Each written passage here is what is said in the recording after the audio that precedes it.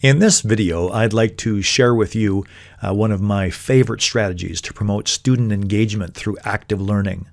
It's called a dialectical journal, and it's primarily a tool to encourage individual students in the process of active reading. However, it's also a strategy that can be easily adapted to facilitate active learning in the classroom, allowing those individual readers an opportunity to share and expand their knowledge and understanding of the text by way of a seminar or discussion forum.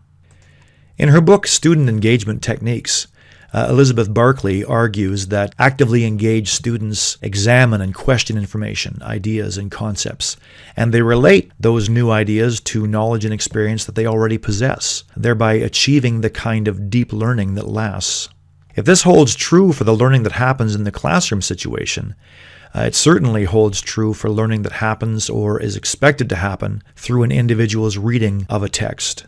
Most texts that are assigned in college and university are dense and complex, and they rarely yield their meaning at the first cursory reading. Rather, they require an active process of reading and rereading in order to comprehend a text's multiple layers of meaning. When you read actively, writes Nancy Summers, you pay attention to details you would miss if you just skimmed the text and let its words slip past you.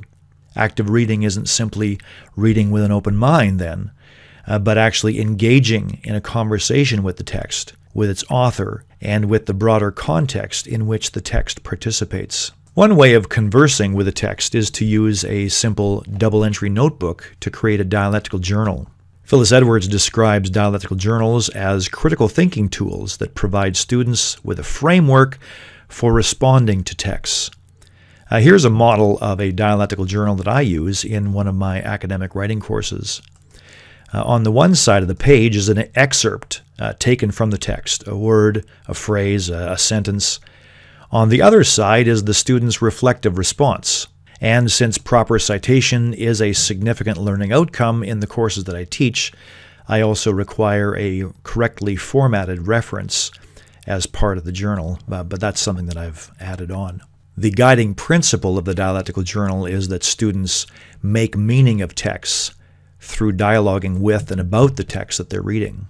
As with other forms of journal writing, this tool offers students the opportunity to respond to a text by reflecting on what it says and perhaps connecting its perceived meaning to already existing knowledge or to some personal experience. The term dialectic suggests the way in which these reflections can be used to converse with the text, leading to increased critical inquiry and analysis. According to Stephen Brookfield, journals should be insightful and express understanding and feelings about your learning, and the dialectical journal is certainly designed to elicit this kind of personal reflective response.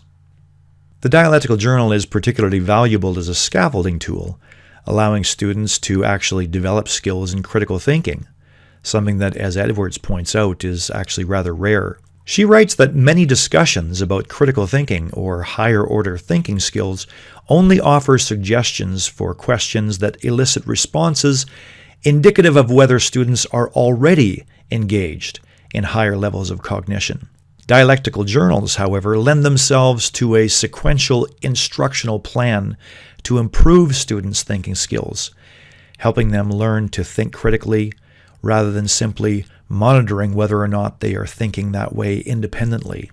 In other words, this sequential instructional plan allows students to learn within their own individual zones of proximal development, encouraging deeper learning through collaboration and practice. For example, students can begin engaging meaningfully with the text at a low to moderate cognitive level by simply responding to its central framing questions.